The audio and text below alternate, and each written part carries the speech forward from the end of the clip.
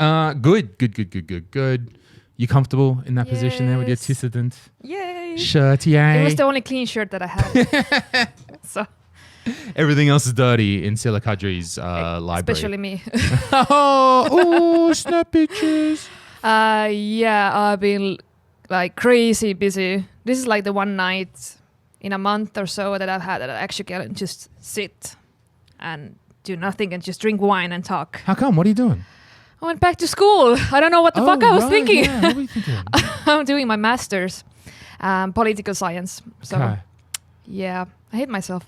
Yeah. I mean, what was the? I mean, is it a bachelor's degree or a master's degree? Master's degree. So what's your purpose? What do you hope to get out of having the master's degree here in political science? Well, I'm hoping to write a better paper than I did last time. Especially like I decided I really want to go deep into the political communication, like how, let's say, if I go to work in a public sphere, like say in a ministry, like I should know how to communicate with media and do like press releases and stuff like that. So basically, like it's more like media, but it's like communication and stuff like that, but political communication. Oh, okay. Because I mean, when anyone does masters, my first question to them always is why? Like why? If you're doing, in my mind, and I know this is a bit controversial these days, get educated. It's like, if you're doing anything beyond bachelor's, I'm like, why are you doing it? You need to have a firm idea of what you're doing and a definite job in mind before you take on that extra study. I already have my thesis, my final paper ideas and everything. Like, yeah, because otherwise I wouldn't get in the course. I wouldn't get in the university because, you know, I have competition there. And the more idea that I have, what I want to do, the better it is for me. So yeah, I presented my thesis, they liked it, and they were like, sure, you can study. But the thing was, when I was applying, you know, it was right after the quarantine. And I was bored as shit this spring. I was like, oh, there's nothing going on. Me. Like, I'm so bored. I should go back to school. I should do my master's and blah, blah, blah. And then, you know, summer happened and I was like, shit, you know, and now I'm so busy and I have so many things and we're going to go to Turku together and we're going to like do stuff. There's so much stuff going on and I'm like, fuck. Yeah. Okay. So you're back at school. So what is the job then? Okay. So what is the job then that you have in mind for this political science master's degree? Yeah, like working for the ministry somewhere, like let's say like education. You just want to be like Mariana, don't you? You're like, ooh, she works for the... Not police, no. I would never work for the police, okay? No, I'm sorry, Mariana, but not that. But there's actually really cool, like Ministry of Foreign Affairs, maybe, or something like that. Like, yeah, Sille Kadri wants to hear foreign affairs, does she? Why not?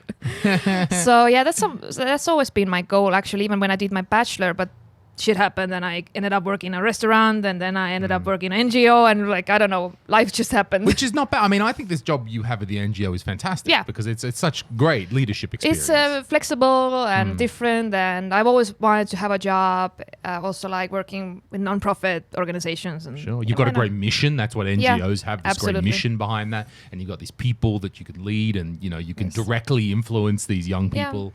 You know, and it's great. That's great. And I'm happy, but it's just like I'm thinking about like, okay, so what about like what's next? Because this is not the job for the rest of my life. And I'm not the person who's going to stick with one job for the rest of my life because I'm not that kind of a person. Well, I mean, we don't need to take it to extremes. Yeah, I got a job I know. Rest of my life, like, okay, fucking, we can settle down. Okay, like, you know. there are years in the middle we can look. So, you know, hopefully there's a few years in the middle before the rest of your life. Well, I'm hoping to make it till 40, at least. So. Life begins at 40. It's tremendous. I love it. I had to look up. I couldn't remember whether I was 40 or 41. I'm 40, it turns out. Oh. Yeah, because when I talked to, by the way, did I mention I talked to Stig Rasta? I talked to Stig Rasta. Did I mention I talked to Stig Rasta? I talked to Stig Rasta, by the way. I follow you. Stig Rasta. On Instagram. Yeah, he's the same age as me. He's like 3 months younger than me or something. Yeah, something like that. The fuck happened, Louis? He looks great. He looks great. What the fuck happened to me? Yeah. He's talented. He's got a beautiful wife, great children, house and family. Me, you have your comedians. Yeah, I got nothing. I got comedians. I got Daniel Weinbergs. Let's go. Okay. I think legally he's a child, right? Probably. At least, like, I mean, you can get the psychiatrist to make the assessment right, and then get the, you know, put into the care. Okay, so you're doing the stuff. So now you're full on with the study. That's going on. You're trying to lead an NGO. How many people are directly? They're employed in the NGO, right? So how many people are employed in that? 7. 7. I mean, it's not bad. I only got 4 office workers in Comedy Estonia. Well, I used to have 27 people when I was working at the restaurant. Sure. Then that was a lot. That's a lot, yeah. There was a lot of problems, let's say. And difficult in the restaurant sector, we've talked about. Yeah, we talked about a lot. So, I'm happy with 7 people. For me, it's like a holiday. Okay. And they're all professionals. They know what they're doing. And it's really easy in a way, so I'm not worried. But I was just, I don't know, am I having some kind of crisis or something because I'm turning 30. I don't know. So it's in it's kind of like I'm in my okay. I'm in my head a lot. I'm just thinking like, you getting all caught up about it? I don't know. I'm just thinking like, have I done enough in my life? I don't know what the fuck is wrong with me. But I feel like sometimes that I'm not enough. I haven't done everything that I wanted, or I don't know. Like feeling like time is running out. Would you say that has been a common feeling throughout, let's say, the last 5 years at least? No. When I was 25, I didn't give a shit about anything. So okay, now you're approaching 30 and you feel like the clock is ticking. I don't know what clock it is. What clock? I don't know what it is. Yeah, is it a time clock? Do you feel the biological? No, not like that. I just basically adopted 2 cats and I couldn't handle it, and I'm like, please take them away. I can't even take care of cats. No, not that clock. But I'm just thinking, I haven't seen the entire world, or I haven't had amazing careers. I don't know. Sometimes I haven't written a book, or there's so many things that I have in mind. But now I'm 30. I don't feel 30 at all, honestly. So I'm like, when it's hard to know what to do. I mean, you're 30. First of all, we all know who gives a shit, but still, I understand. There comes a moment in your life, there comes some sort of stake in the ground where you're like, okay, this should be some sort of symbol. What have I got to show for myself? Some people have got a job, some people have got travel, some people have got a house, and they can say, hey, look at this, or they've built a business or something. Well, I did achieve that. I got my own apartment. Got your own apartment. That's one thing. It's harder to quantify experience. That's the thing. It's harder to quantify, I've done all these amazing things. And even when you said, you're like, I haven't traveled the world. You traveled a bit. There's always a few more countries that you could have gone to and things that you could have seen. I had that a lot when it was 10 years ago before we founded Comedy Estonia. And I was still a traveling guy. I really didn't have a concrete home. I was living here and there for a while in Sweden, traveling around the place had money from the IT work. So that wasn't an issue. And that, I guess, because I had money, that was able to fund this lifestyle of when you don't have money, that's when you need to stop and okay, I got to live somewhere and get a job and shit. Yeah. But when you got just enough money to keep on rocking on. But was that kind of lifestyle working for you? Was it, I don't know. No, not after a while. Because we traveled to Europe in 2006. We were traveling around Europe. We bought the white Volvo, the Euro tank, and me and Dieter and Adam, and we drove all around Europe. And then Adam decided to, I think he was following a girl, I can't remember, went home to Australia. And then Dieter met Carissa, his future wife, and then ran off to America. And then I was left. And I was like, I got a passport, I got a big old white Volvo, and I know I don't want to go home. But I was still I hadn't found, I still had the excitement and energy, I want to, but then I'm just left with me in a Volvo, which is not quite as much fun as having all the guys there. Absolutely. And I think I still pushed a bit too far. I was traveling on my own and traveling around. And this is when the first, it was 2006. So we had Messenger. We were using email. Yeah. We didn't quite have phones. Phones weren't quite there yet. Yeah. But I do remember very distinctly that I was traveling around. I was in Bratislava. I'd driven the Volvo over there, and I had some friends in Bratislava or wherever, and we were hanging out. But I would spend a lot of my time through the laptop. And it was my first kind of inkling that I was like, wait, I'm living my life through the computer, because being a traveling guy, you don't have roots anywhere. These are my contacts.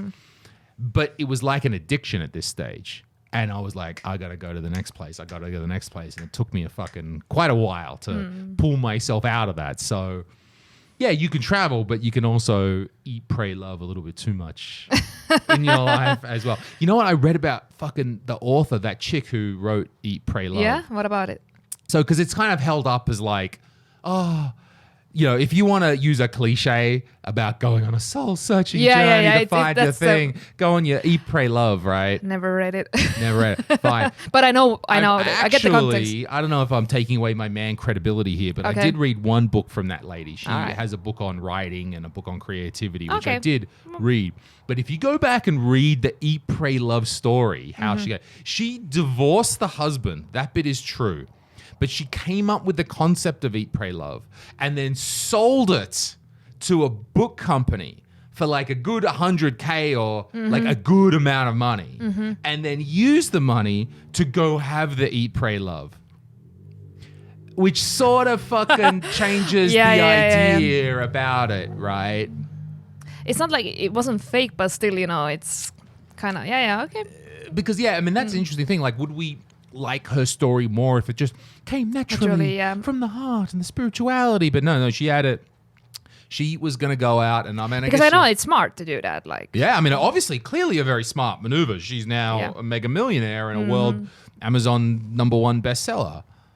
I don't know where I was going with that, but as a reader, it takes something away. I get what you're saying. It's very interesting about the intent of art that it brings up. If she had a super, would we like her book more if she just floated into the lifestyle and didn't know where she was going and then met this fucking, I don't know, brown guy and then went scuba diving together or some shit? Because she had a plan B. But she had a plan. She was like, no, I'm going to go there. I don't quite know that I'm going to meet that dude and do that thing and that get you that. didn't know. But it's interesting. And maybe there's a lot more plans behind art than people understand. Because I remember a book, it was like a guy who was a lawyer, super rich, and then one day he decided to just give up his Ferrari and everything and blah, blah, and then went on a soul searching with the monks or some shit like that. And that was like kind of inspiring, if it's really true story, like if you're truly like, okay, I've had enough of this lifestyle, this is crazy, I'm gonna give everything up and I'm just gonna go there with nothing, with absolutely nothing, and I'm just gonna survive and just come by. And that, for me, I love those kind of hippie stories. I just love. You are a hippie at heart. You're I've always been like. You don't look like a hippie, but you are a hippie. I'm in that sense. Like I'm kind of like I have this bohemian vibe that I don't take life too seriously. Yes, okay, true. Right now I'm thinking about some stuff. I'm kind of reflecting my life. Because I had this idea when I was, let's say I was like 14 or I was like 21. I had an idea what my life would be when I'm 30. And it's nothing like that. Absolutely. So what's some insight into what you thought it might be? I thought that I have made up with my family by this time and everything. I've given up on that. All right. Cool. Because I thought like, okay, I'm more of a grown up. But like I thought that, people would let go of some of the hatreds or some of the issues, or they just drop it and everybody would get along and la la la. And that didn't happen. And everybody still hates each other. And, there's nothing I can do about it. And just, accepting that sometimes life is shitty and things don't work out and you don't get the person of your dreams or your family don't get along or whatever, and this is something that I just have to face, But there were some things, okay, one thing was that I achieved that I have my own home at least, because there were so many years I was also like, I was living here, there, somebody's couch, whatever, like for, I don't know, 3 or 4 years or something. And I was so tired, like literally tired of just sleeping a stranger's home basically, or just relying on my friends all the time to help, and I was really struggling.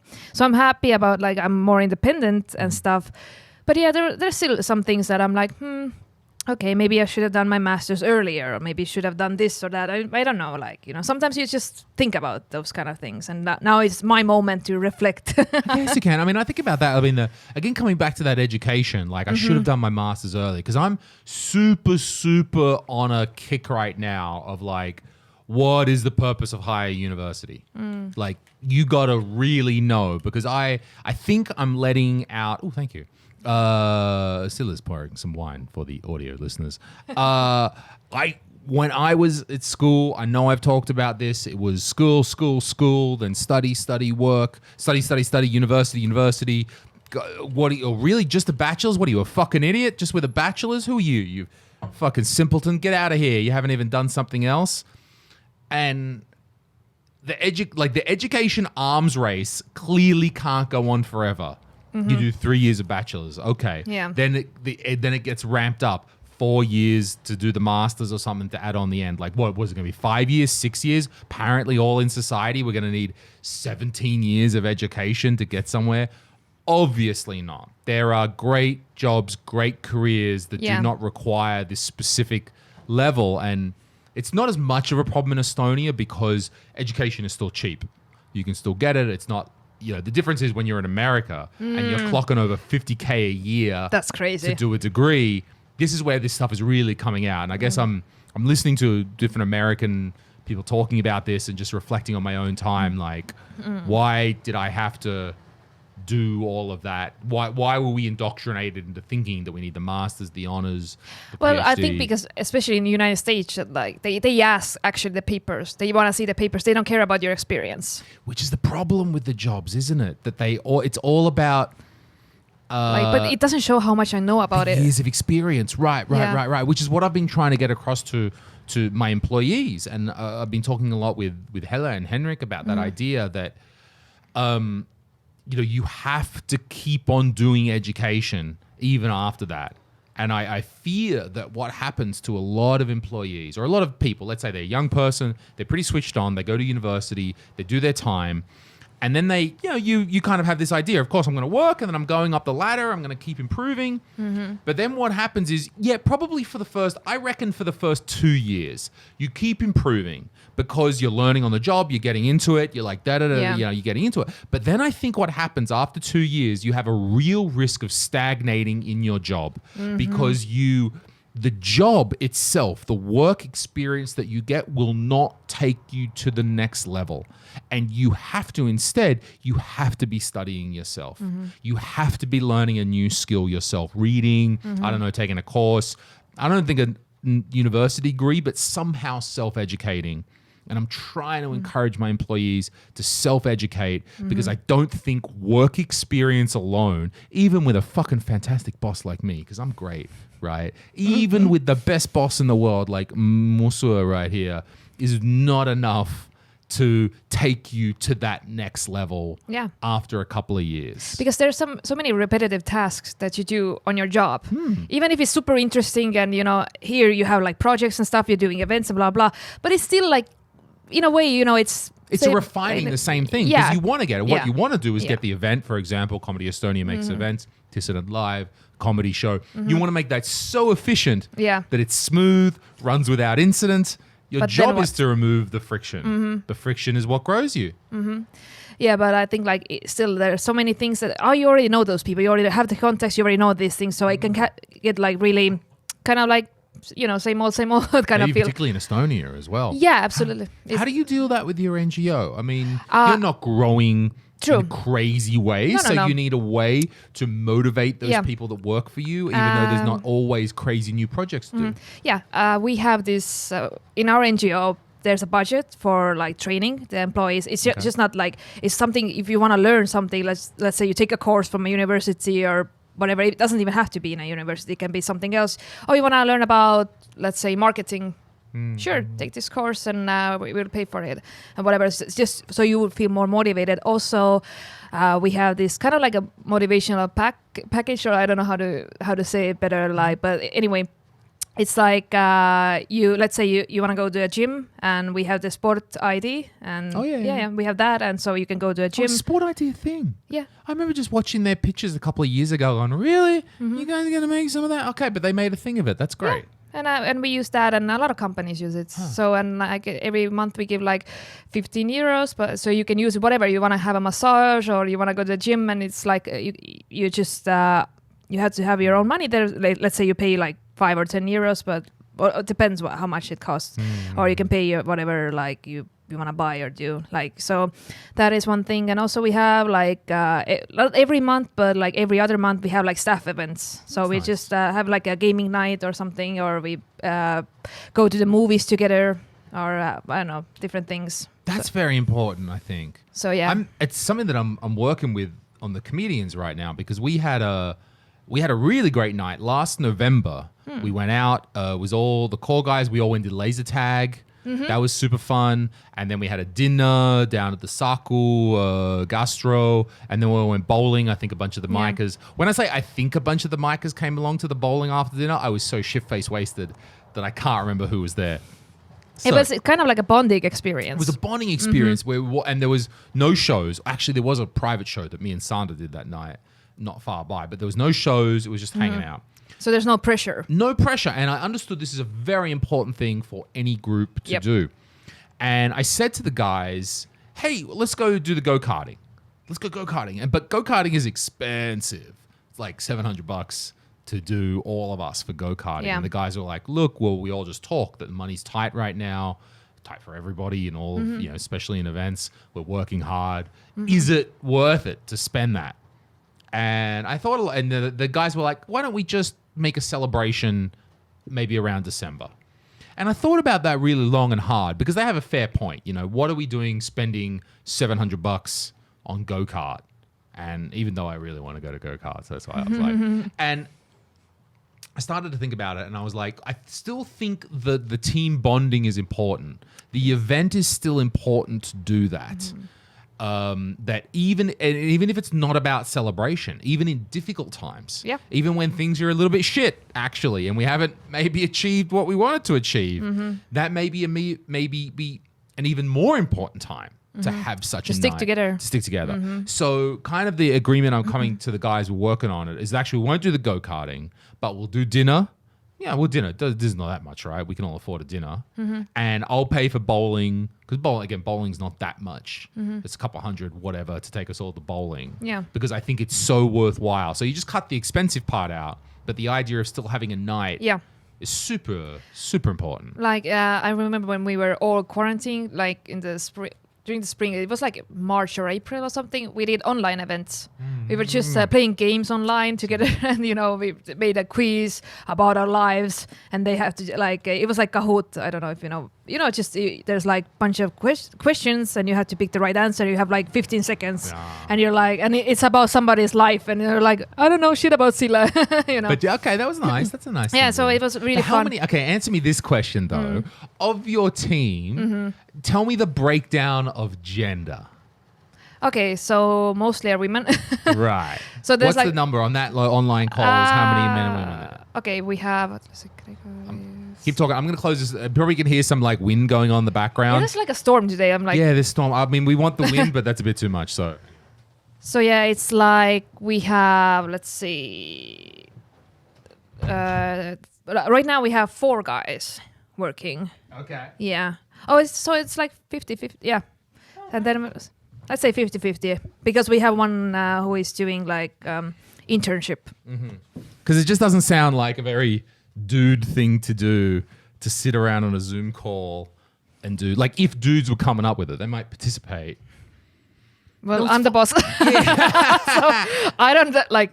You think I ask? I'm like, this is what we're doing. Like no, actually, everybody was excited because we don't want to have like this kind of like just Zoom calls and meetings. Sure. We just wanted to hang out, and everybody had their snacks, everybody had their drinks, and we were just like playing games, and it was really like stupid, but kind of stupid fun, and everybody had a great time. Because I was thinking about that because did Mariana tell you that she went to a painting night with her friend? Oh yeah, she told me. She told you about that? Yeah. Did she tell you that I was there? Yes. Okay. Yeah. Right. So with my ex-girlfriend, we went to a painting night a while back, and you can get a voucher. You can go there and you get to paint. And I understood like it was the most white girl shit ever. Like you go there, you drink a glass of wine, and I thought maybe it was going to be like at the time we were together, and I thought maybe it's going to be a couples thing and stuff. Like, nah, I was the only adult male in the room. There was like young guy with his mother. It was very sweet. There were young boy with his mother doing it. That was very sweet. And then it was just me. And I remember walking in and Mariana was looking the other way.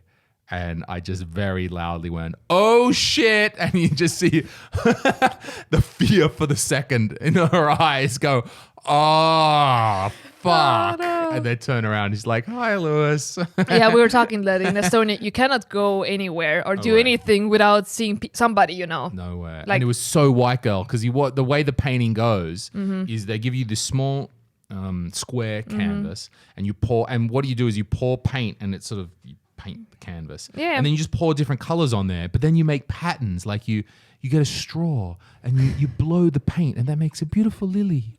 And then and that makes the lily and it's beautiful and the colors. And it was good. Like, hey, it was good. It's a good night. Yeah, out. why not? had a good time. We have done so many different things. Actually, we have done just 1 day road trips. We go to Haapsalu or something, and we go see some sites. It's just basic tourist stuff. We go to eat, and we go see the town, and just And we also we haven't gone bowling. We have gone to see a movie, theater, like really cultural things actually, museums. But we also went to this driftikeskus. There's you can drift with those. Oh, yeah. Is that one outside of Tallinn on the way to Haapsalu? Actually, it's the one that was... Later? No? Lasnamäe. It was they opened last year. Oh, shit. Yeah, there was. Is it little carts or something? Mm-hmm. Oh, 3 wheels, shit, yeah. I want to do that. That's it. I saw that sign. I want to do that. Yeah, it was fun. Yeah. Oh, that's great. But unfortunately, I crashed with my... my car with my coworker, and she had to go to the ER. Oh shit! Really?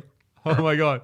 So I told you I don't have license. Okay. Yeah, you had crash, and then because she had a little bit trouble with her car. And she just I don't know. She went on the side, and I was like, okay. I thought that she was not moving, and she thought that I was stopping, but I was not stopping.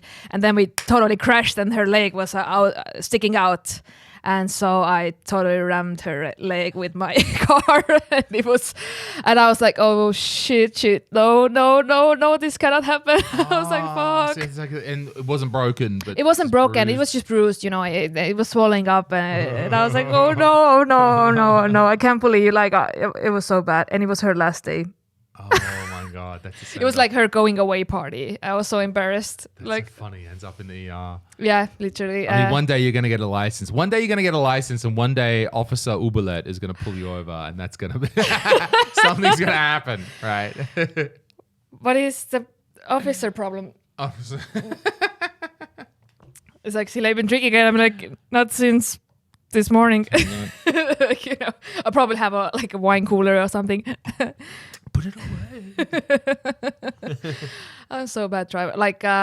When I was Pranglisar, the island, the tiny island near Viimsi, I went there with my friends. We were there for 2 days, and I don't know what happened. We got super drunk, and then I was like, it was middle of the night, and I'm like, didn't we come here to this part of the island with our bikes? And it was like, oh fuck, but we were so wasted. There was literally no lights, no street lights, because there are no streets. It's like a forest basically, and some dirt roads. How good is drunk cycling? It's amazing. Yeah, but it was we couldn't see shit, and we were so drunk, and there was a lot of sand, and I fell, and it was crazy. The next day I woke up and I was like.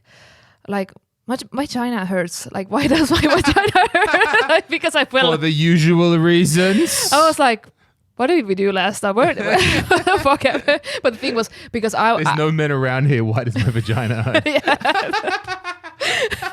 And they were like, well, because my bike, actually, it wasn't the female version. It was the male the straight bar. Yes. Is that what you mean? Yes, yeah, okay. the straight bar. And I felt... What's the difference between male and female bikes? I don't get it. Why do chicks get a fucking downward? I don't know, but the thing was, I fell, and I literally, I had... The seat is still up your... Yeah, but the thing was, it was kind of higher. It was really difficult for me to sit on it. Get a leg over. Yeah, it was... we say in Australia. Yeah, exactly. Yeah. Get a leg over. I haven't had much practice lately, so so it was hard for me to sit on the bike, and and I literally I fell in the sand. We had no lights, literally. The bike had no we used our phones. We put on the torch. One hand. It was so bad. I was like, "Is this a rave or what the fuck?" Yeah, sure.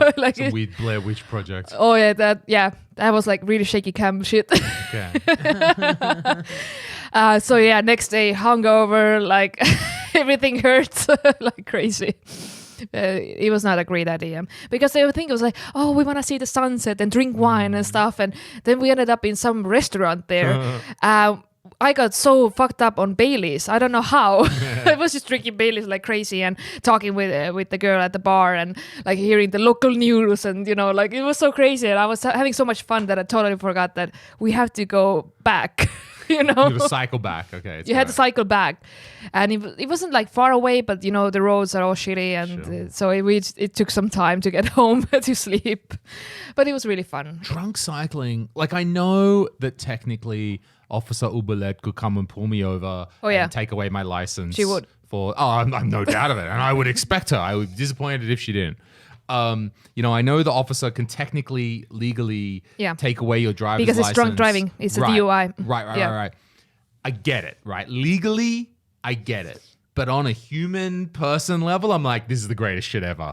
Who am I fucking...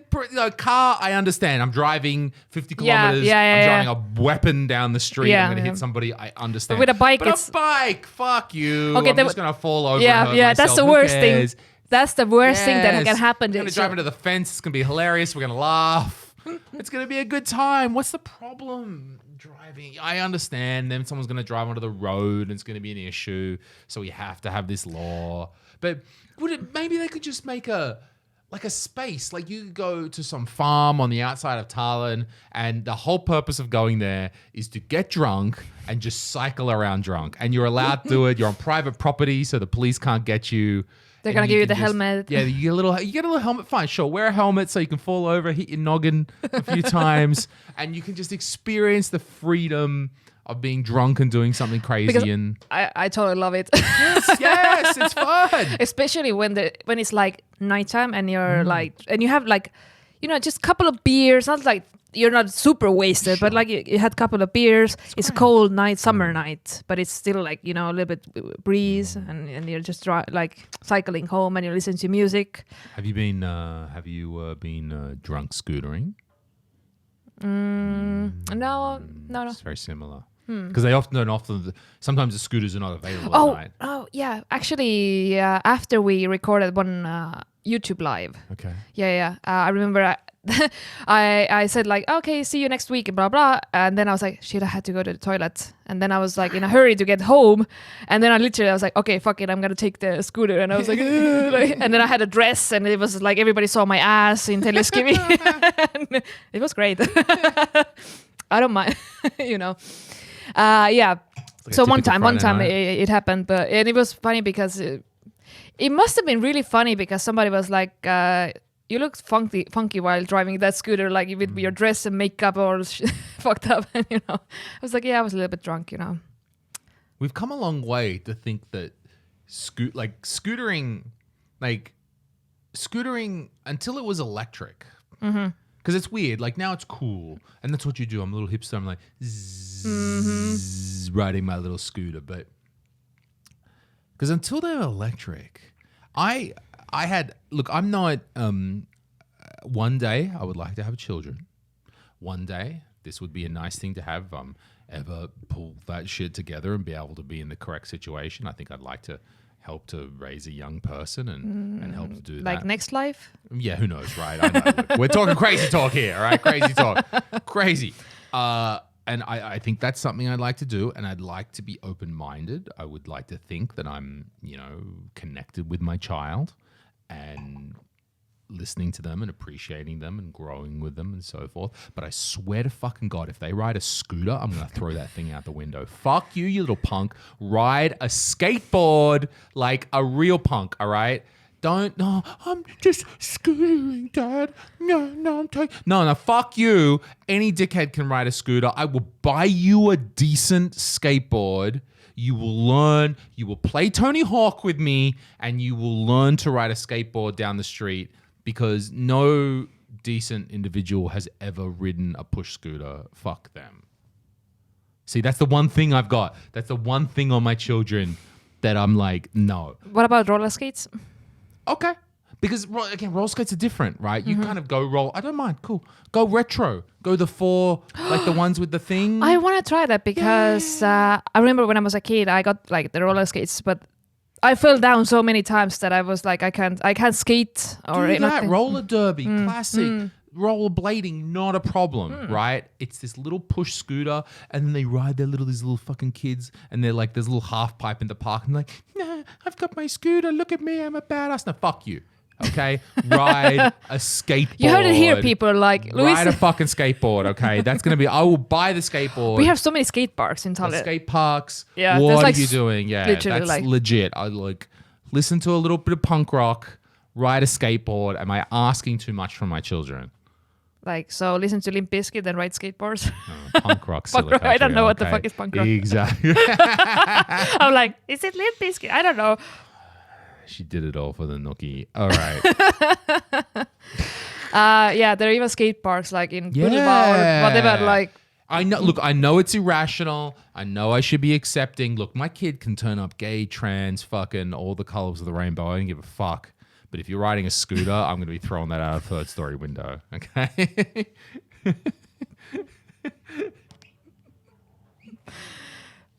I really don't know how to respond to that. I'm like, I'm just everything's great. Everything's good, right? Very accepting of everything except the push scooter. But that's okay, now we're getting back to it. This is my problem because I'm like, I dislike push scooters so much, but I like electric scooters so much. Like going fast. Yeah, you hypocrite. Yeah, right. I've been having to deal with my deep moral issues here that I, for so long, was deeply entrenched that this is the one thing I'm going to make a stand on with my children. I'm like, no. Yeah, I'm like, I like kids. I don't like to raise them. So you can't even deal with cats. I'm not. I know. Two cats. I was like, but you got the cats from the shelter, which are will be more difficult. They've had a difficult upbringing. Yeah, well, talk about difficult lives. I can relate. But what are you sitting down having a fucking therapy session with these little felines? Like, geez, cat, you think you had a tough day? Let me tell you. You think you starved in your life? Yeah. You didn't eat your couch, okay? Like, no. No, they're really cute. But the thing is, like, I've never had to deal with, let's say, baby cats. They're like really tiny because they were like 2 months old. So especially they were stressed, they were confused. They were taken from a 42 cat colony. It's like right. It was an apartment that they discovered, whatever animal welfare discovered, that had 42 cats. Well, the neighbors were complaining. Can you imagine the smell? 42 cats. No, honey. I'm like, no, like, that's crazy. So they were trying to find like homes, even temporary homes, and they were really desperate. And my friend is a volunteer there, and she was like, okay, can you take like 2 cats, maybe just a couple of months and take care of them? I was like, yeah, sure, like no problem. I've had cats before, but they were all adults. They were not kittens. So I did not know that I have to give them like pills and I have to feed them, and like it was really a struggle because they were like adapting to the new environment. They were stressed, they were scared, they were shitting all over my kitchen and throwing up, and like I was like, oh my god, it's like having teenagers. Like, what the fuck. I was just like, I have never cleaned my apartment so much and so thoroughly. And just it was because they had problems with their health and everything, going to like the vet and like. Do you feel like they're getting a little better? Are they now it's okay, but the first couple of months I was really struggling. And a couple of months, that's still. For the first couple of weeks, because I've had them almost 2 months now. Right, so first couple of weeks it was really tough, and they have so much energy. They want to play, and they are scratching and they're breaking things, and they're like, I'm like, just I arrive at home and it's a mess. I'm like, fuck no, like I had to clean after you, and it's like I have so much stress. But fortunately, I have a friend she's helping me with the cats, because I was just like. It's too much. Like I have like 2 babies at home. Like they need so much attention, and they're just like they can play like 3 hours straight, and they don't get tired. I'm like, I need to neuter you because too much energy. Like I'm too old for this shit. Like I don't have the energy to deal with them. I'm just like, I want to go home, just relax, But they're I'm jumping like, around. They're jumping on top of you. Do you think it's a common thing? I've been thinking. I would like an animal. And I'd really love a dog, but I don't have the circumstance for a dog. I had a cat and a dog when I was growing up, so I could also, I'm cool with the cat. And for a long time, I was like, no, I travel around and I go different places, and I don't know if I have the commitment. But now, fuck, it's Corona. We're all at home. Like, who's going nowhere? You can't even go to Latvia. So fuck it. There's nowhere to go. No, the Latvians don't want us. Yeah. The Latvians are fuck you guys. Yeah, exactly. Get your right? shit together, You can't go Estonia. nowhere, Yeah, right? yeah, You yeah. can't even go to Latvia. Fuck you down there. yeah. So I'm at home, right? I don't know if I've really spent a night away. Definitely not. Well, we had that one night to Riga before it got locked down. So my point is that the whole argument about like, oh, I travel and I can't have an animal, like kind of gone now. So I was thinking about getting a cat. I guess it's still 1 or 2 nights maybe I spend away. I don't know. And I was thinking about the commitments and Yeah, but cats are usually fine. Like 1-2 days, if they have enough water and food, they're okay. And if they're adults, like I'm taking care of kittens, and they are so needy. And I'm like, please grow up faster. I don't want. You're gonna be a great mother. Grow up faster. I know. I feel That's the thing. Like I feel guilty and I feel horrible, but I'm still like, if I see them on my makeup table and throwing shit, like, and I'm like, stop it, like, like no. Little bitches, we have boundaries. Okay, not the makeup table. And I had the little spray lamp, like, oh, yeah, is that how you do it? You got a little spray gun. Yeah, that helps. Then they get in and it's like, okay. It's just water though. This water, yeah, of course. It's not acid or anything. I don't know. What's in that, baby? I'll fucking teach you. No. But yeah, there's sometimes it's just I don't know, like one day I lost my bra and I was like, like, where's my bra? I'm looking like, literally like, it was, like, like I had it just like an hour ago and I'm like, what the fuck? And then they're playing with my bra under my couch. And I'm like, this is my good bra, give it back, you know, like Play with my shitty bra. Yes. Yeah. So sometimes, they find the most ridiculous things to play, and I'm like, where did you get a knife? Don't play with a knife. Okay. Right. Okay. I'm like, what the fuck? Having knife fights with each other, other cats taking bets. And also they fight each other, and like I'm like, breaking up. Why 2? Why did you say 2? Because they came from the same family, like, per se, you know, because they were like, it's basically their same family tree that was living in that apartment. So they were just multiplying because, you know, animals. They're just multiplying, okay. Doing like they do on the Discovery Channel. Sure. I was just thinking, like, I asked my friend for advice. And I said, is it better to take 1 or 2? Because they come from an environment when they're not used to being alone. 42 cats. So they might get really stressed and, you know, be afraid and blah blah. If they have like 2, at least they know each other, and so they would feel like more comfortable. And also there was like, if you take 2 cats, they don't make so much trouble. I was like, really? That's what, because they play with each other a lot. So if I had only 1 kitten, she would be like even worse. That's what I was told. I don't know, because they have already break stuff, and they like I had to change like some covers on my stools. The theory about how only children are like. Oh, they were like crazy. Like, oh my god! Like I remember the first week, and they didn't know where to do their business, and you know. Do the business. Okay. Do their you know. I was wondering how you train cats to do that. Like, how do you train any animal? Go like, this is where you shit. Actually, the funny thing is like when they smelled the litter box, then they got it. Oh really? Yeah, they smelled it, and they're like, oh. I guess so. As a human, you'd be like, this is the shitter. Like, this is the place where the poo-poo goes. But yeah, it's not the toilet. It's not. Does it go in the refrigerator? No, we kind of know as adults. Yeah, so it was like the first day was problem, but the second day they found the litter box and they were smelling it, and they kind of like, it was like instinct. I don't know. And the funniest thing is like I have this blanket that is made out of like sheep wool, like real. It was really expensive, and they were attacking it. Like they were like they wanted to kill that blanket. All right, they know. They're like, okay, because I can just sense. Yeah. I was like, it's already dead. You just wore it, and they think you're a big sheep. There's a big blonde. I was like, it's already dead. It died long time ago. Yeah, but they're little adults, little teenagers, little children. They were like biting and attacking it. Like it's like it's funny. You curl up in it, and then they try and attack you. They think, it's a big sheep. Yeah, we're big forest cats. They're like this big. They're so tiny. Super cute. You want to adopt? Well, yeah. Do you think because you're taking that shelter thing, right? So the concept is apparently at some stage they may get housed with somebody else. Yes. But in reality, you've got them forever. Well, here's the thing. Like, I have taken this responsibility. At least I'm not alone because my friend is helping. She even has my apartment keys and stuff, and we are every day texting and stuff and talking about it. But the thing is, like, that actually people are interested because I made some cute videos and photos, and I posted it online, and I was just like describing their like personalities because they're different. Like their names are Sveta and Lena. Okay. Because they're from the east, you know, I can give them Estonian names. So, how fucking stereotype racist are you? Sveta, yes. Ida-Virumaa Sveta, yes. Come on, it's cultural appropriation. So, like, Sveta is like, she's a black pussy, okay? Mysterious. Okay.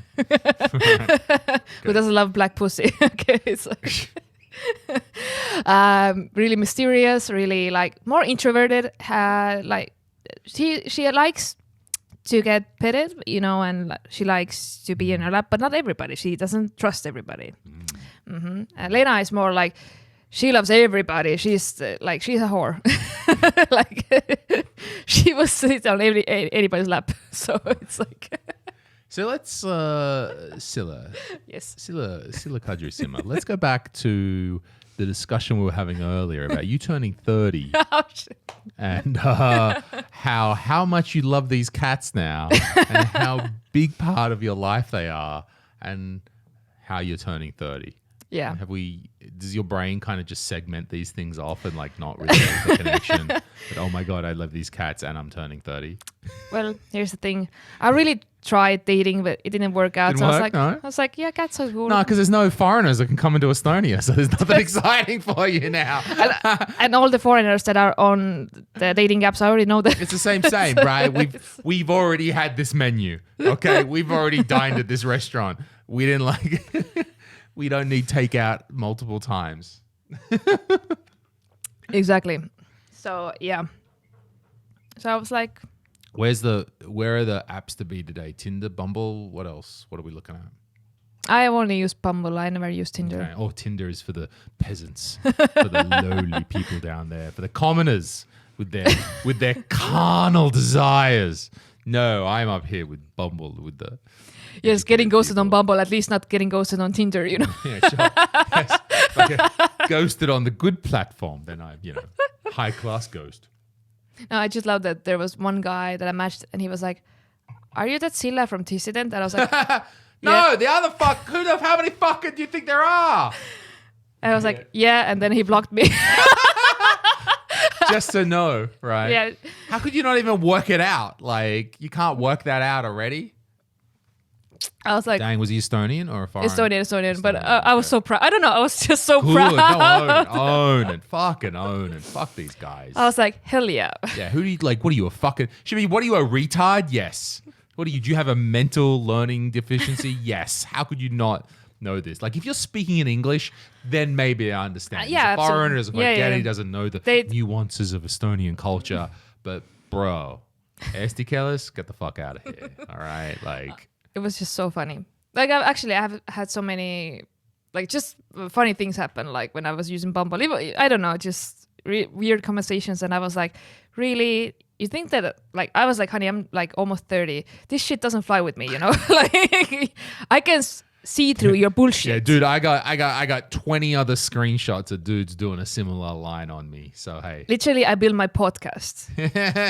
Half of my career out of your bullshit. You know, you cannot bullshit the bullshitter. Let's just say that. Is true. You know, it's just for me. Sometimes it's just funny, you know. But I love talking to foreigners because they have absolutely no idea about my personality, who I am, blah blah. So I love somebody getting to know me. That's nice. I mean, that's what you want. That's right? actually, I just say to somebody, it's like, oh yeah, I read your article, blah blah. I'm like, great, you know. It's like, I know. That's a tough part because that's. I mean, I think we've spoken about this a lot, but I spoke to Daniel quite a lot. That if someone's listened to your podcast, they've listened to you for several hours in your ear. You know, they have listened to you, your voice, so in they have their ear. Deeper knowledge That's about a deeper knowledge. Maybe you said, maybe you've said something, maybe you haven't. But there's still an imbalance there between they have listened to your voice for several hours and you have not listened to their voice for several hours. And like, it's a factor. It's not a a yes or no. It's not a bad thing, but it's certainly something. For me, it takes away the magic, actually. Kind of like, it's just like, I love meeting somebody new who has absolutely no idea who I am. And they're just discovering, and they're like, and then I can tell my jokes all over and over and over again. That's all you want to do, just recycle the lines. Yes. Have you listened to episode 37? Because, oh, you haven't? Oh, great. Then I got this story. Yes. Okay. Well, come on, we all are repetitive. We all have the same jokes and themes. Sure, and sure. like, How are we going to come up with hours and hours of speaking? Nobody's that interesting. The same shit's going to come out. Right. So I always love the magic when I really meet somebody and I'm like, oh, I really like this, like him as a person, you know. Right. But that's got to be hard. You're like, oh, I really like you. But what do you mean you haven't listened to my podcast? What are you, a fucking simpleton? No, I never do that. I never mention it. I never. Sure, of course you don't front up with that. I get that as well. Like, I don't want to, be like, have you seen me on the stage? Have you seen my comedy, which I haven't done for a long time? But, they're like, yeah, you're really funny. And I'm like, I haven't performed in 3 years. How would you know? You're a liar. No, I got to stop letting my insecurities come out in these things. It's different. It's, I need something to relate to. Like, it can be difficult to, how are you with like, he's just a dude. Like, let's say you just meet a dude, and he's a dude, and he's right on. He's a cool dude. He works, does his thing. I mean, have you met like, I don't know if you can really draw an average here. Is it like if you just meet a dude and he's a dude, he's a nice guy, he's a dude, like, I don't know. Is that something you typically go for, or just on average? Not like you go for it, but if you look back on the guys that you've talked to. Well, I usually try to keep my personality like on like 80% or something, like down low. I can be too much. Dude, it's like having a fucking FA-18 fighter jet or something, and we're just gonna wind down the afterburners a little bit. Just you don't need to know the crazy right away. I'm always like a little bit more reserved, let's say. Because I tend to talk too much and I can be annoying. And I know if somebody meets, I try to listen more and I try to be. But the thing is, let's say if I meet somebody who is average, whatever that means, I get really bored really fast. And I'm like, I'm sorry, but like for me, it's like you're nice, but. You know what I think it might be, and not boring might be, and I've sometimes thought of this, but I that might be too crude a term for it, and I take that as my own fault to have used that term. I have a suspicion that it might be about just common interests and about creativity. That a large part of your work, particularly through Tissident and performing, you're writing and doing your things, it's about the struggle of creativity. And I have a suspicion that is a defining factor. It's a big part of my identity. It's a big part of your identity. Like, and anyone who pursues a creative endeavor is they know how much of their life and their psyche that takes up, and more than just like, oh, I like riding my bike. Like, sure, there are many things that, but typically, on average, if you are a creative person and you have put your effort and your time and your struggle into being creative, it can be difficult when the other person isn't on a creative level. Yeah, I haven't thought about it, because sometimes the thing is like, for me, my identity is like, I'm super extroverted, like I'm super outgoing, blah, blah. Really? And usually guys who are the opposite of me are attracted to me. Sure, and I'm like, why? Well, opposites, you're interesting, you're outgoing, you got stuff going on. But like, I don't see a lot of things in common, I don't think that they really get the kind of person I am. Sure, well, I don't think that's a two-way street. I think they're very much into you. They're like, wow, look at this chick. She does this, she does that, she talks, she says things right on. That's appealing. But, okay, is that I'm not sure that's a two-way street. That's the difficulty, right? Yeah, that's always might be my problem. Two-way street there. Yeah. But is it a difficult? Okay, sure. But then to take the other side of that argument. So, okay, let's say you meet someone who is equal or also has big personality, who does a lot of stuff, who is quite creative and does all those things. That does sound like, oh, that's a better match, but that can also be intimidating because the subtlety of the creative personality is that you are not only out there and you're yelling and you're loud and you're being all that, but you're also quite frail, and there's a certain level of, I have dated people who are as big, even bigger personalities that I am, and the thing that I found, it was really funny, it was like it was kind of like I'm always used to being the center of attention, and when they were used to being the center of attention, it was kind of like, okay. And then also like I found out like if you date like, let's say musicians or writers or poets or whatever, like they can be really broken and they don't know what the fuck they want in life. You know what I'm talking about. Sure, so they can be super interesting, talented, amazing people. Like just, outside you're like, oh my God, this person is so interesting and so great. And like you're so into it. But then you find out that he's kind of fucked up. Not kind of fucked up, really fucked up. And then you're like, the fuck I get myself into it. Because I don't think that emotionally I'm in the same place, because I have my shit together and I know what I want and I know who I am. And so we've got to find a person who's creative but also has their shit together, which really fucking narrows the field. Because that's one of the things that if you got a normal dude, right, and he's a normal dude, he's switched on, he's solid, he's right on, you're like, yeah, you're a solid bloke. Cool. That's, you fit the criteria. This is a great thing. You're someone who's not a crazy person. And I might want to, but there's that edge or that whatever thing kind of missing. Yes. I struggle a little bit in this area, that in a different way for this. That let's say, hypothetically, there was a woman who was very creative and like your example, that they're a writer, they're doing something, but there's a good chance that they're a bit broken because they're an artist, right? So let's again say, I think I also struggle in this area because of the duality inside of me, which is the deepest thing I've said this whole podcast. That because I am both the artist, but I am the artist manager. And I often do not know who I am at any moment. That I could be the silly artist being crazy and saying dumb stuff and doing dick jokes. But on the other hand, I can so easily flick over into artist manager who's like, why the fuck you do these 3 things? And you've got it done. Why aren't you doing those things? Here's the guide to your career. I can tell you all the things that you need to do to make something of yourself. But here's the thing. You take on a different role. Like, let's say, when I was a manager at a restaurant, that was my role as a manager. When I was working, when I had my uniform on, right, like, I was really professional, I wasn't, like, goofing around, whatever, like. But as soon as I let my hair down and I went to do my podcast, and it was like whatever, like dick jokes, and like I made some really whatever, like I was talking, like I had no filter. Also being on stage or whatever, just being a different version of myself. But it's still me. It's still part of me, and I just took a different role. When I was writing an article, I was just more analytical and just thinking about society and like politics and stuff like that. It's also a different role. So I'm really adaptable. I can take I can put on like 10 different masks. Cool, and that's good. And in a way, I'm with you. But then what about when you're dealing with, particularly with a partner? Yes, but the thing is, like, I meet a lot of one-dimensional persons, like, I'm sorry, but like, I'm like, yeah, you're so predictable.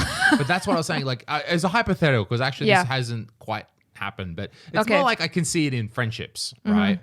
Where I have different kind of friends. At any moment, am I connecting with you as an artist because I'm also having crazy thoughts and wild ideas and creative ideas?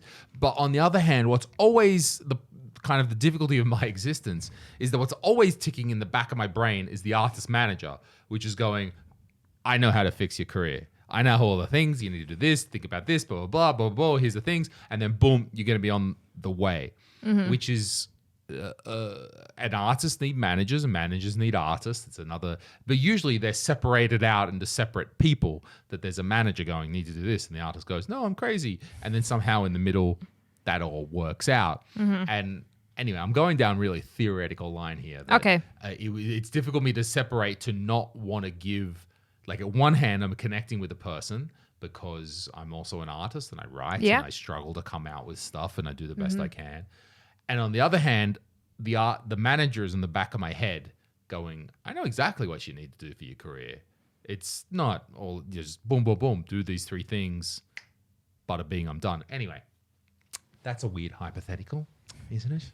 Yes. Well, you've always been a overthinker, you know. Absolutely, 100%. Do you think? Do you fucking think after all of that explanation? For me, it's just like, yeah, today I'm here, I'm doing this, you know, but if I'm in my office, I'm not doing this. I'm not just, you know, showing my true colors or whatever, you know. That's good. That's nice. So yeah, I can just switch the role like that. But because you must have that. Like, I mean, you're Sille, Kadri, you're doing the dissidents, you know, this is crazy. You're writing, you're performing, this is crazy. And then you've got to go into an office and be like, I have to do like bookkeeping and finances and shit like that. The spreadsheet, you know, and not only that, I've got to like sit down and be serious with these people. And actually, then you've been talking about sticky pussies or something in the last podcast. And then, you know, now literally. Literally. And now I've got to give you the talk about your career and serious stuff. Yeah. And actually, like, I just recently had to lay somebody off.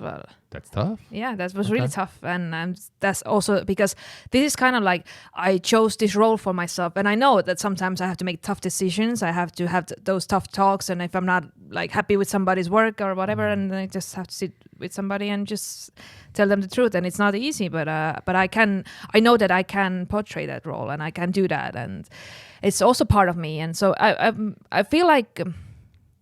there's like so many things, like I've always been, ever since I was a kid, I was interested in like 10 different things and I wanted to do this and I wanted to do that. And so it's just like I have a million ideas and I've always been overwhelmed by myself. Like it's hard to explain, but that's how I always feel. Then there's so much energy and so much creativity inside myself. And sometimes when I just meet somebody who is like, you know, they have a job and they go to the gym and that's their life and they're happy. I'm like, I don't know how you're happy. How is this enough for you? I don't understand. And that's the thing that I struggle when I meet new people. I don't get it. I'm like, isn't there more in life? You know, don't you want to try new things, do crazy shit and try and fail and go and travel and be lost and find yourself and then lose yourself? And I hear you as well. And I do understand that. But to present the counterpoint, the counterpoint is... they have the possibility to be satisfied. And the possibility to satisfied is not to be underrated. That absolutely. The difficulty with our personalities is that we want more stimulation or input I don't feel fulfilled. Whatever. Don't feel fulfilled. And that's also not, while that can create amazing things, artistically even, or as a personality, it's also not a real fucking healthy way to live your life necessarily. You know, sometimes I admire that kind of person. I'm like, Jesus, I wish I was that calm. My brain doesn't stop. I wish I was able, because there's, you know, it's like you could, and look, don't get me wrong, I'm not criticizing here, but I would also, you might also look at that person and go like, geez, they can just stop and enjoy that. They can just stop and enjoy. They've got a family, a job, the little things. They can stop and just enjoy a walk down the street where you're like, next, what? You know, like, there's a bit of balance there. And honestly, I think that shit's boring as dog shit. However, I try to think about the opposite angle in it. Because for me, it's like, as soon as I stop and I think about things too long and too much, I get really depressed. Okay. And I always need to be just busy, just have like 2 jobs and a school and do instead. Like I really like. Otherwise, what are you hiding from? Exactly. Like my therapist asked, "What are you running from?" Right. I gotta get together with a therapist. We've got some notes. I have gone through therapy a lot, and I'm always like, my therapists are so boring that I can't. Jesus, when the therapist is too boring. It's one thing if it's the friend or the boyfriend or whatever, but the therapist is too boring. Jesus. Okay, now we're getting to the end. The therapist is too boring. Fucking, I've never heard that one before. Yeah, because like there was literally this one girl. She was like, "Are you okay?" I was like, "Yeah, why you ask? You look like you're falling asleep." I was like, "Yeah, because you're so boring." She was like... I was like, they didn't teach you about me in school, right? Jesus. That already I said horrible shit. Really? You're supposed to have Sille Kadri 101? Really? That's like the course they're supposed to have when they teach you psychology degree. Yeah, you would drop out. you cannot like really like if I'm sitting like 1 hour with somebody and you have to hear about all this bullshit that is in my head, you're just like literally you're gonna go crazy, or you're just gonna jump out of the window, or you're just gonna deal with it. You know, it's like but like I've said some really mean things to my therapist. Come on, she was nice. I feel bad actually because she didn't get like it's a funny thing. Like for me, it's really important who is counseling you, or who is your mentor, or who is your therapist, or whatever. Because if that person really doesn't get where you're coming from, because okay, you got a nice degree and you read some books, but you're from a nice family and everything was so perfect and everything was given to you. You do not know the struggle of my God, how much you fuck you, mum and dad. You don't know me. You're not my real mum and dad. Yeah, we are. No, you're not my real mum and look at this. So I feel a little bit bad, but not really, because it's me. And then, sorry, it's your job. Like, I'm really conflicted about going back to therapy. So I did several years ago, back when I was experiencing strong anxiety, and that was really difficult. Yeah. And the anxiety was a consuming factor in me and making me do really stupid ideas in my life. But I wouldn't say like these days I don't think that I'm like all together, and I don't think like, oh yes, 100% yes, officer, I'm right on. But also I don't experience mood swings. Okay. I don't experience anxiety. I'm not experiencing panic attacks or nothing like that. You just think like, oh, I could be a better individual than I am right now, right? And I don't know whether I should go back to therapy or not.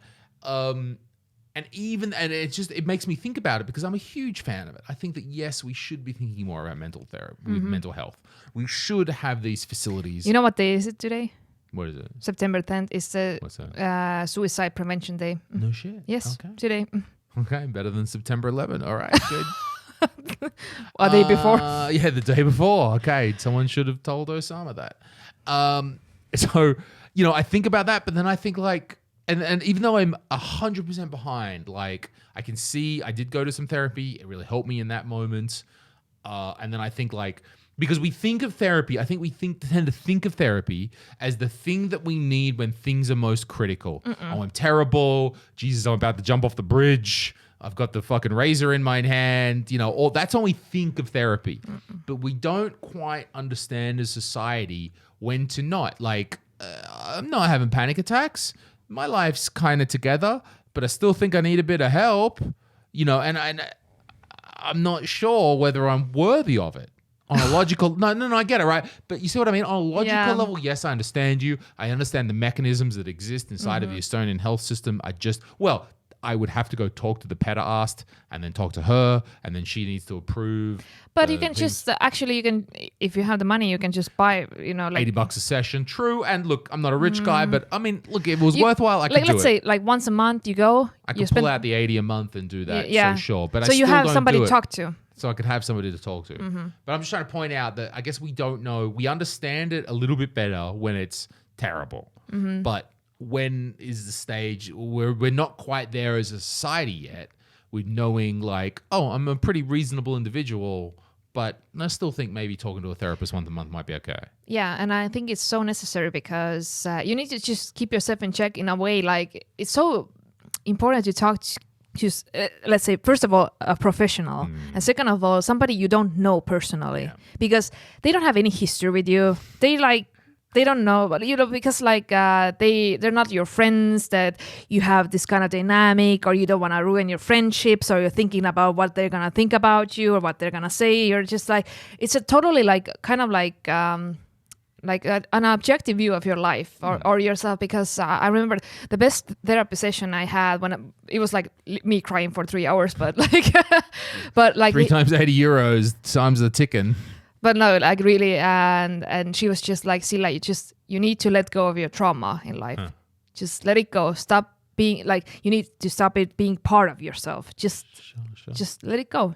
Just be okay with it. And it was the hard thing, because I was like, no, I can't. Like, it's like so hard, But it helped me a lot. And I've seen many therapists in my life, like ever since I was little. because I was already having problems when I was 11. So yeah, in a really early age. So I have seen a lot of social workers and all the shabam. But I think that like even when because I was really ashamed to see somebody like counseling or whatever, especially when I was a grown up. Because I was like, but I already had that, it's like kind of like a thing to be afraid or to be ashamed of. But now I'm like, fuck, I don't care. And now I talk in public. I'm like, yeah, I've been there. And I've taken some antidepressants in my life and sleeping pills and whatever. I just needed to fix myself because I was not okay, like at all. And I needed to just be okay with that and understand that, yes, these things that happened in my life that are part of my life story, but some ways in part of me, but I'm okay with that. I'm not letting my past influence me anymore. I am who I am, and Sure. And I'm not afraid and I'm not ashamed because there's so much shame about like my bringing up, like, oh, my family didn't want me, they didn't love me, I don't have parents, and blah, blah, blah. And, it was a lot of shame in that. And I used to lie about, my parents are still together, blah, blah, blah. It was not true at all. And now I'm like, I don't lie about my life to anybody. Like, and if you don't like it, if you don't accept it, that's your problem. That's not my problem. So I think there's a unique part. I mean, getting back to that thing about creative people, there is a unique part that we do use these forums that we have as a way of maybe a one-way street of therapy. At least, I mean, at least you're talking about it. At least you have a channel to get it out there, and I don't know, maybe hear your story and absolutely connect with it or something like that. And I wasn't even worried about even if people relate or if they get me or if they understand me or whatever. I was thinking about, like, if I can really make a joke about it, then I have moved on. If I can really make fun of it and be like okay and truly accept it, that I'm not just angry or bitter or whatever, then really I have let it go. Then I really have accepted my reality. And it's kind of like, in a way, also it's been therapy, just telling jokes, about my life and just like, and I see it in a different light because I used to see it like it's the worst thing that ever happened to me. But now I'm like, it's, it's not the worst thing that happened to me. I've been on Bumble. So, Jesus, that is the worst. Ooh, Bumble's going to be drying up. It's drying up. So, yeah. So I'm like, in a way I found my way, and I'm not too worried being 30 soon, to be honest. I'm glad that we've kind of come around to that. But I was just thinking because, still it's like, sure. It's like you kind of think about your 20s, and I was totally a different person 10 years ago, 20 years ago, whatever. But it's okay. It's part of like, growing up, part of being a human. You have your journey. Yay. Yay, you're on a journey. How do you, what are we doing? We're at an hour. Okay, so we're good. We're an hour 15. Things are going well. We're all in here. How was tell us about the comedy shows that we've been doing, the Kid Strange comedy nights. And we sort of, Kid Strange, who's a friend of ours, Kaido, who is, look, I know that whenever I talk about this, I say the fucking wrong thing. Okay. I mean everything with respect. I never know. So he has transitioned. Transitioning. He's right now. So yeah. Transitioning. Sorry, the process is still happening. Pardon me. Oh, but he got the permit to get the testosterone. Oh, really? Yes. In Estonia? Yes. Because we had Kid was on this podcast and we were talking about how difficult that was. Okay. Yes. So Kid has transitioned from a female to a male.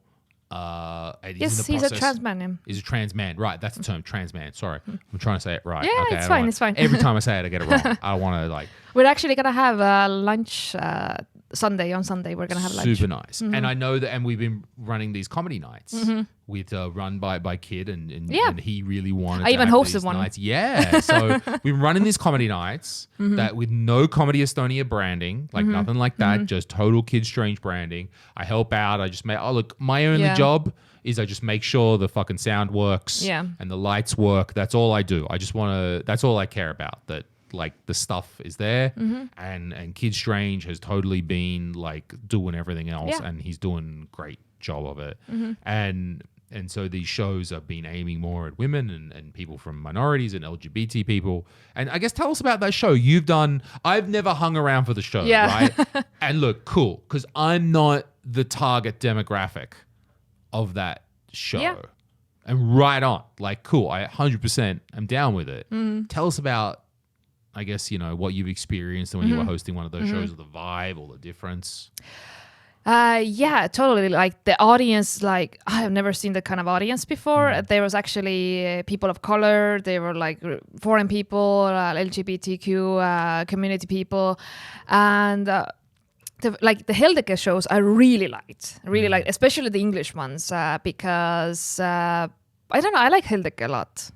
I like it too. It's a very interesting place. It's really it's really unique and really. I feel really cozy there. And the manager Dan, he's so fun, and we always talk and we have a great time.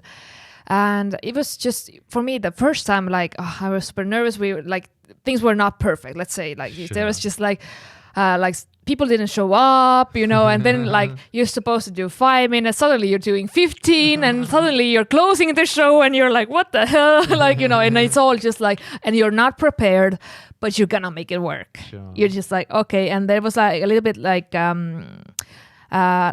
there was kind of this thing that we didn't understand, is it Estonian, is it English, is it both? And there were people mostly from foreigners, so it was I was don't do it in Estonian, please. Because Heldeke is a very English kind of focused venue. And I was because Estonians usually they understand, they get the context, they get English, but if you're telling Estonian, if you don't speak Estonian, then you don't really understand.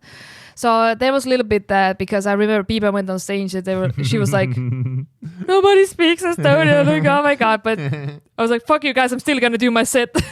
So it was, there was some mishaps, but it's fine. It was the first time, but the audience was amazing. Because I was so nervous. It's been over a year since I've done stand-up. I was I don't even know who the fuck I am anymore. Like that, kind of taking that role. But they were really really welcoming, and I was wow. And backstage we were eating pizza, having a good time, and I was fuck, I really miss stand up. In a way, I totally forgot about it, how it is, and putting myself there. But I was yeah, because I'm having dissident live, and I need some practice. I need to be just even 5 minutes on stage, then I get the confidence back. And when we did Naga Naga the first time, it was full house, crazy and we did it in Estonian. I went after Alexander Popov and I was if you liked my set, my name is Sille. If you hated it, it was Alexander Popov. And people were laughing and they were having a great time. And of course there was one dude who had this brick face that didn't laugh at all, but I was what are you doing there? What are you really? Yeah, I was roasting the fuck. I was I'm gonna explain every joke to you really slowly, okay? I was just mocking him, and it was a great time. And I had friends there in the audience. My best friend came, and it was a great time. And then the next time we did Naga Naga, there was 10 people. I was where's the audience? And there was 10 people only showed up. But the thing was, it was during the last week in August. Okay. So there was 7 festivals in Estonia at the same time, simultaneously. There were so many events, literally every event you can imagine. So I was yeah, we're kind of still underground, so I'm not surprised. But that's also, and it's something that I tried to prepare Kid for. Yeah, but she was cool. Yeah, because we know gotcha. I win today. You win what? I win. Me being transphobic. I got the gender rights today. I'm sorry. Fine. I'm sorry. I was He'll forgive me. He'll forgive me. That I would try to, from our experience in Comedy Estonia, we know this is how this goes. There's some phenomenon. I don't understand it. First show is always huge. Yeah. Second show tanks for some fucking reason. And then third and fourth. And then you start to get back to a regular sort of thing. So and I was, fits the pattern. To be honest, I've never performed in front of 10 people before. And it's good for you as well, right? That's a different experience. I was that is a challenge. Yeah. I was oh well. Because I was on stage, I was there's 10 people. I kind of don't give a shit. But making them laugh would mean a lot to me, because there's half of them are the comedians, it's totally different vibe. And I was and then I recognized there was already 2 people who have heard my material. So 20% of the audience knows and then this. I was just and then I had to get really creative. And then I was you know what? Do you know about pyramid schemes? That there was this dude who wrote me, and then I was just reading the text, and suddenly it turned out to be a set because this dude was telling me that I don't know what a pyramid is because I've never been to Egypt, and maybe I'm a pyramid. And it literally made no sense because this guy was crazy. But I was just literally like reading like my like messages because I was just like, fuck, I have no material. This is what guys wrote me, okay? Like, you know. But it kind of people relate to that, and they were like, oh shit, like very genuine, very real. And it was really, and I was like, and I didn't even care about getting laughs or whatever. I was just feeling like, like I'm performing in front of my friends and just seeing how it goes. Why not? So it was totally different. I've never seen anything like that because I was like there already like 1 hour before. And when I saw it's like 10 minutes until the show and I'm like, it's like nobody. What the fuck? My best friend came and like I think I invited his girlfriend or something. And there was like some random people and, and the comedians. And I was like, there's no crowd. Okay. It was weird. But Kaido told me that it's normal in United States, like that you have like open mics that there are only like absolutely 10 or a couple of people. We have a very odd stand-up scene here. Oh, really? That they're full of shows and because that's also why we started the venue at Uxkøyk. We had a choice smaller, at the time. Because specifically because it was smaller. That's why we chose it, because we wanted to find a place that we could do more regular but smaller shows. So, and even now we're doing, Comedy Estonia is doing a lot of double shows, like early show and late show. Yeah. And we're doing it any place that's not selling food, because if they sell food, then they kind of want to sell some food earlier, right? But Botik loves it. Botik will let us do a show on like 2 hours notice. They're tremendous down there. It's really nice. Is great. And people are really enthusiastic to come to Botik now. Like, it's not a problem to get people to come on the tram to Botik. It's great because when you take the tram to Kopli to Botik, like the people come in waves because they're all coming off the tram. So it's like 15 people come at once because they just got off that tram. And then I think also Botik is more accessible to people now because we've got basically cheap Bolt cabs and cheap Bolt scooters. Yeah. So getting around town, like you don't think about taking a Bolt anymore, right? You just fucking get in and go for it. Yeah. A couple of years ago, I was like, I got to call the dude. Yes, when does Sergey Driver come? Who knows? And I got to pay him some money. Do I have enough money to pay? Now it's just like, boom, boom, boom. Yeah. So I think that means that little things like that have made Botik more accessible. So we're doing Botik Open Mic is now a 6 o'clock and a 9 o'clock show. And the 6 o'clock show, maybe 15 people turn up. And it's great. Like, we love it. It's fantastic. You've got to work. You've got to do a little show for 15 people. It's good times. If you can make 15 people laugh, it's fantastic. It's fun. Everyone gets a second show. Everyone loves turning around and doing 2 shows. And, no one whinges about doing a smaller audience because it's kind of fun to do it that way. Different. So I totally get it. Yeah. And for me, it's been great experience. And like before that, I'd never been to Hildeke. And I was like, yeah, I really liked it there actually, and we had pizza, and just like it's a different thing, and I like what they've done there. That it's I understand with the Comedy Estonia show, it's more like you show up, boom, it's straight up. Here's the show, bada boom, bada bing, have a beer. But Dan's created this vibe of they're having pizza, or it's a cultural kind of thing. There's an intimate. You got a bar. There's that fucking guy serving the drinks. He's got a personality. Right on, on. That's a very international kind of atmosphere that you really can't get anywhere else in Estonia. It's very unique. I think it's interesting. Absolutely. So I've been really happy to try out something new. And like when Keith told me like, Sille, can you host that? Like, because like I never host, like I have hosted in events, but in Estonia and not stand up. No, honey. And I was like, are you sure? And she was like, yeah. And then I was just like, okay, listen up, bitches. You are all fucked. I'm fucked. This is what's gonna happen. I don't care if you speak English, you don't speak English. You're gonna do your set in English. Don't give a shit. And I was just signing like, you're doing 5, you're doing 10, you're doing 15, and like.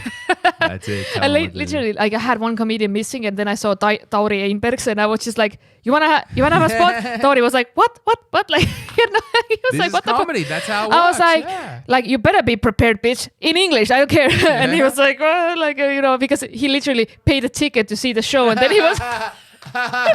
And then he had to perform. I was like, no refunds. That's the motto. But it was so funny. We later talked. I was like, thank you for helping me out, because it was like kind of like was like Sille, like you can handle it. It's fine. And also we had a drag performance in the last. Second half, the last performer was drag king. Tremendous. Doing a lip sync. That's how you want to end the show. You want to end it on a big. Oh, it was so amazing. I was so proud actually because I remember on this the first. I feel like my first half when I was hosting it was strong. Second half it was like kind of like I was like what the fuck, I've been already on stage so many times. And then I was just, I started to comment on other comedian sets, and just make kind of roasting them. And people really like that. But in a way, like I remember I stumbled and I forget my lines and I was like, yeah. The next one, normal. But look, very smart move to end on the drag queen. Oh, because we were filming, they were like, right. I mean, no one's gonna follow. You can't follow a drag queen. So nobody's gonna remember my No, you want to end on a high. Very smart. Yeah. So that's why, because when I saw the list, and I was like, okay, this is what's gonna be. I already knew what I can bring Pipa or whatever. So I was just like, okay, the token white guys are in the front. Okay. So I had a great time because I was really like, this is how it's going to be. And we had a really great photo taken there. Like we were all together and we had a group photo, and it's a great memory for me because I was like, I had so much I felt like kind of relieved that I did it because it was so far out of my comfort zone. To be really, I was listening to their sets and I could see that when they're finishing, and I was like, okay, give it up for Invida, yes, and hyping them up and talking about like, oh, okay, this making some gay jokes about her or whatever. Like, good. Oh, I was so happy. Nice. I'm very happy that event's running. I'm super happy about that. I'm just worried because Kaido wants to move back to Canada next year. Sure. So yeah, and we spoke about that. He was saying like he's worried about that. And I'm like, look, all we can do, you don't know. Yeah. We'll just face that when it comes. But if we get that established, if you build the culture of something, then you give it a much better chance of it continuing on. Yeah. Somebody sees a whole bunch of shows, they get it. I'll be happy if someone else wants to step up and, let's do that. But if we can at least, or if nothing else, we've done 6 months of great shows. We've done something Thailand's never seen before.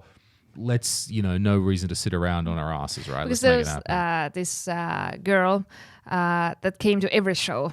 Like I could see her like on it. It was like it's so nice, and we were talking, and I was just like, great, it's great to have you back, and like it was a small crowd, but it was still for me. It was kind of like I really had to push myself, and it was I was like because of Corona, I haven't been on stage so long time, and I was really nervous, but I really wanted to do it, and I had a great time. And I was really enjoying myself, and even because Dan did not know how to pronounce my name. I don't know what the fuck he said. I was just like it was like nothing like my name, and I was like, no, it's Sille Kadri, motherfucking simmer bitch, okay.